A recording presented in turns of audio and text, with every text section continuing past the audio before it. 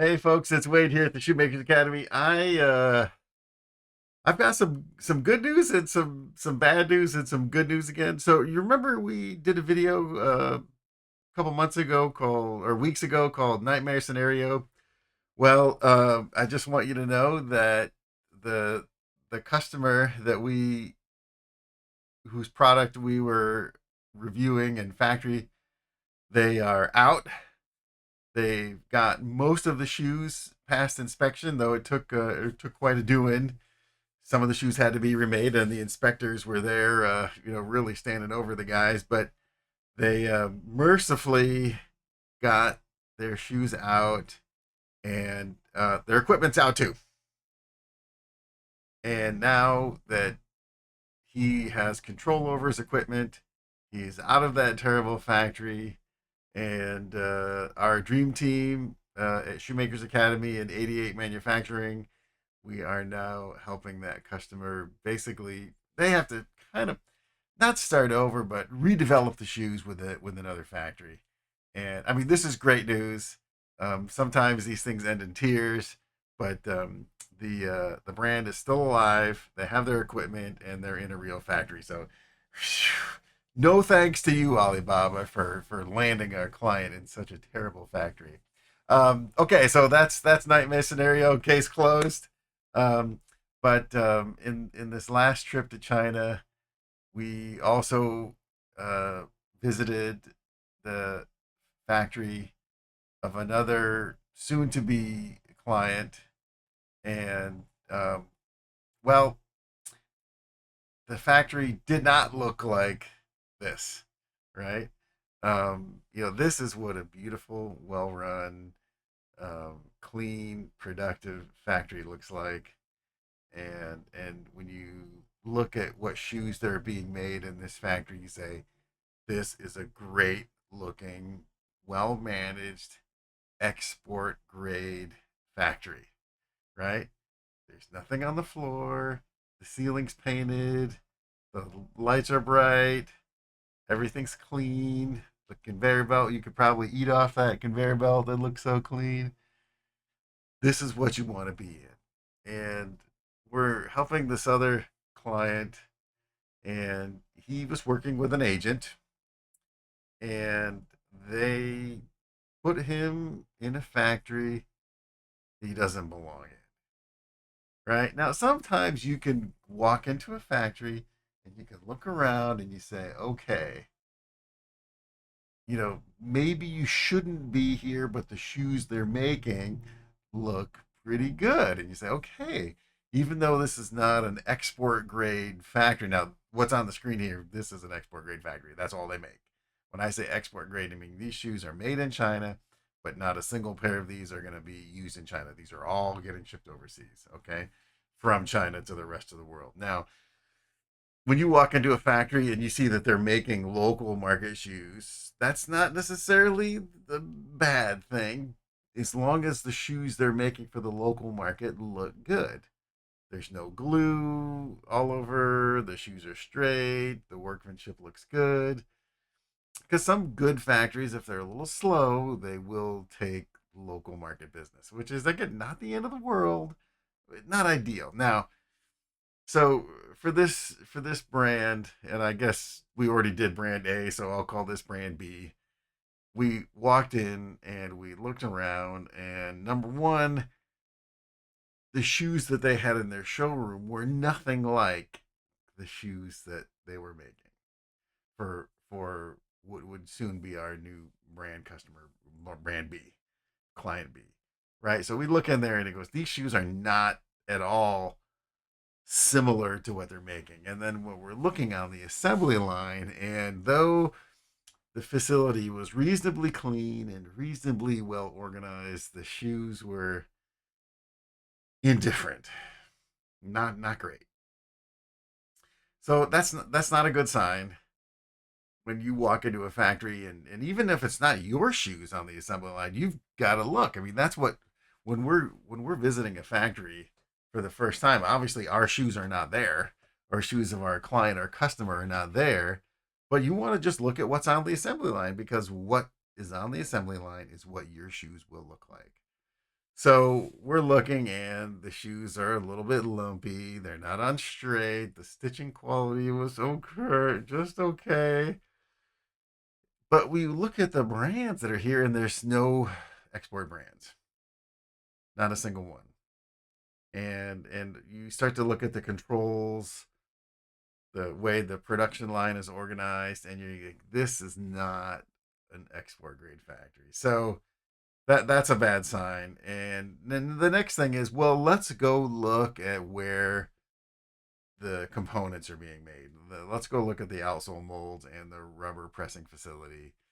And we got into the rubber pressing facility, and we can see that the molds have not been maintained. They're not clean. The quality of the mold itself was passable, barely. Parting lines were okay, not great, not terrible.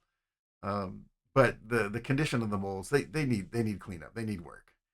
But also when we look at what else is in that rubber pressing factory, and we can see that the place is really, it's not it's not making export grade, right? The equipment inside the rubber pressing factory was old, and the everything's dirty. Pieces are lying everywhere. There's stuff in bags, on the ground. I mean, I could do a slideshow just of that kind of what not to look for kind of scenario. But in this case, so for client B, we have to do exactly the same exercise as client A, which is get them out. And the good news is for this client, they have an open order and they're making the shoes, but there's a leverage issue, which is the client paid 30% down and he's got 70% that he's holding to get the shoes out. And what that means is that when we inform the agent, hey, we are gonna pull your equipment and orders out of this factory, he could say, well, I'm not giving you the equipment, and we say, great, we're not giving you the money for the shoes. So you've got some leverage there, and this is pretty important when you're trying to maneuver yourself out of an agent or out of a factory that you don't have control or have a good relationship with. You want to make sure that you have some leverage, and leverage means open order where you still owe them money, right? So that you have a chance to get your equipment out, get the shoes inspected, and get out of there and get to the new facility. So that's what's happening. Um, we've got our team are in the factory. It's not a factory of our choice, but at least we're doing the real QC procedure to make sure that what they produce is going to be good. And and then following that, once the shoes pass inspection, then we say, okay, we're going to bring in people from another mold shop or another pressing factory to collect the equipment. And when we have all the equipment back under our control, then we will release the funds to pay for these shoes. And that's really kind of the only way you can do it. You have to be able to hold a leverage position to make moves like this, because it's not ideal. But hey, listen, this agent, took took our took this client into a factory they did not belong. Now, whether it's because they got a good price or whatever, but it was kind of strange because the agent wasn't even in a town close enough to monitor the factory. So, he kicked it to a friend of his or something, but it wasn't in a place where he could really control it or stand over it. So that's not really providing the service that a real agent or production manager would do. So, and that's kind of what's different about when I'm helping a client. I would introduce them to a factory that's suitable to make their shoe. Obviously, that's the name of the game. But also, it's got to be a factory that's close enough to our base of operations that we can get people into that factory to stand over it. Because even if we only work with factories we trust that are good factories, but every shoe is different and they all have unique challenges. And it's hard enough to make a pair of shoes correctly if you're really trying hard. But if you're sort of not trying hard, then it's really difficult to make it right. So So that's a great report for brand B, that we're in the middle of that process. A little, of course, it's a little, you got to be careful when you're trying to move equipment out, but they're in a decent position, and we'll get them into a, they've got a great product. They're the price they can afford is high enough that they should be in a real export grade factory. And I know we're gonna do a dynamite job for them, but it's a little complicated to move from one place to another for sure. But that's why you got professionals that have done this before and know how to handle it, and make sure that you don't give up your leverage by, okay, I'll pay everything, and then they've got no reason to give you your molds back. So looking forward to that. The equipment is all going to have to get reworked a little bit, which is not, it's not too bad. And we'll get them into a real factory. So that's good. Now I'm gonna show you something. Um, I'm gonna flip off this other image here, and you can see kind of maybe the dirtiest conveyor belt that I've ever seen in my life. And now you say to yourself, man, we should run, get out of here. Now, my first thought when I visited this factory was, yeah, this is not a great situation. We should not be here. We should get the customer. We should run, and not be in this place. And oh, actually, here, let me. I think I can do. Oh yeah, that's okay. You say, look at this place. It's a metal building. If you could see the floor, you could see the floor a little bit back there. It's just dirty. So my first thought was, man, we got to get this client out of here. If if they're hiring us to help them, then we really need to get them out of here. However, this is a unique case where the needs of the client sometimes um, conflict with what you think in your mind what they should have, right? But in this case, the product is really quite simple. The product is quite inexpensive, and it doesn't require a ton of equipment. Now, cleanliness is always an issue, but mercifully, the problems that the client was having with this factory were not actually cleanliness and workmanship related. It was more sort of fitting and scheduling. So we were able to look at this factory and go, okay, this factory looks pretty rough. However, when I walk into a factory that is in this condition, if the shoes look okay and you just need to get a technician in to fix some of the problems, then what I look at, and when I see a factory that's like this, is that it's paid for. So the overhead, right? That beautiful clean factory that I showed you on that other slide, that's expensive. And to maintain it and to keep the workers trained and have all that new equipment, that all costs money. But a factory like this, if you're making flip flops, is ideal. And in fact, what you can't see in this picture is that this little factory building, though it's just galvanized and steel girders, is connected to the side of a full EVA processing factory. And if you're making inexpensive flip flops, the secret to that is you got to make the EVA also. So in this particular case, though, my first impression was this place is horrible, we should run. When you start to look at the configuration of it, what they have on site, the product that you're asking them to make, and sort of their track record, are the issues that they're having fixable without too much effort? Like, you don't have to rebuild their whole factory to get them to make the kind of shoes that you want them to make. And in this case, um, lucky for us, we were able to get our technician Gary, and this factory is maybe half an hour from his house.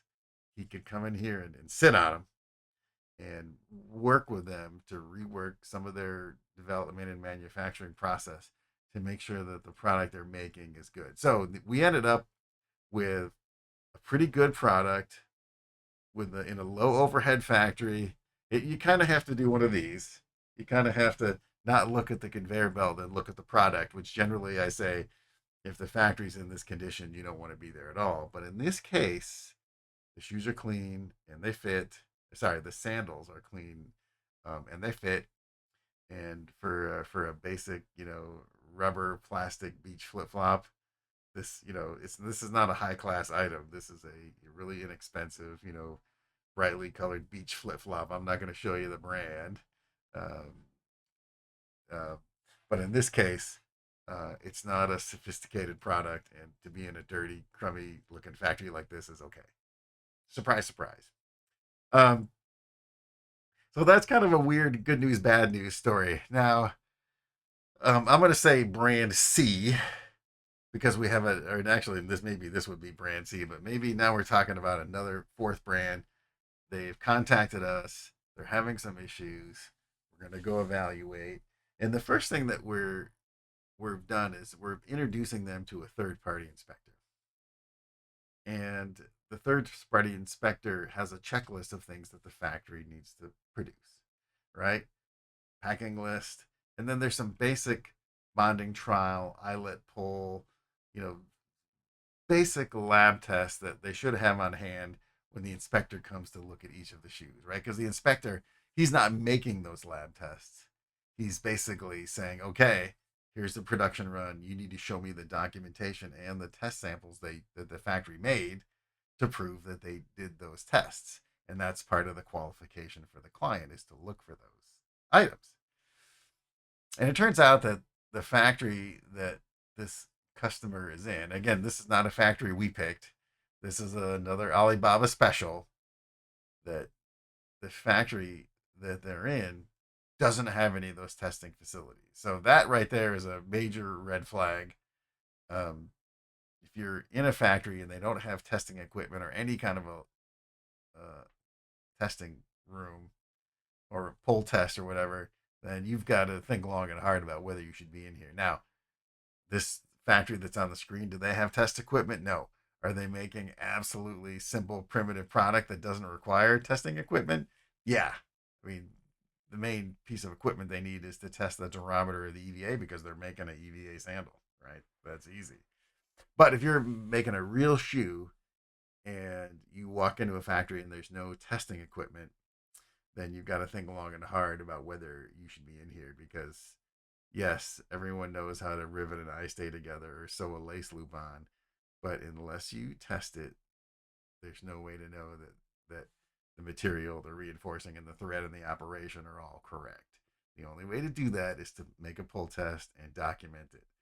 So this is going to be another trip to send our crew into that factory, look at the production, and the good news is the client is planning a nice long trip to China, so we'll be able to help them do QC with their existing factory, and then show them some new fact. And now that we've had a good chance to look at the kind of product they're making and what their goals are, right?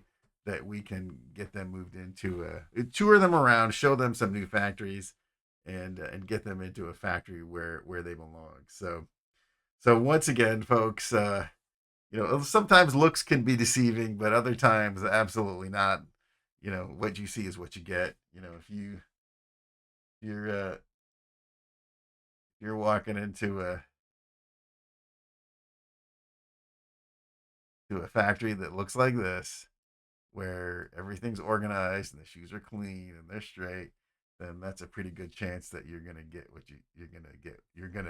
What am I trying to say? That what you see is what you get. And if you don't see it, then just keep moving, right? There's a ton of factories in South China, Vietnam, and Indonesia. So you don't have to settle for less if you don't want to. And that's kind of where our team will help you get into the right factory. So, whew, our goal is to help people avoid these kind of problems, but also go into a factory with your eyes open so you know what you're looking for. We're going to do another video on the 6S. My friend Gary it's a 6S is the Japanese quality standard. And a lot of the Chinese factories have taken these 6S principles. And Gary and I are going to be telling you about that coming up.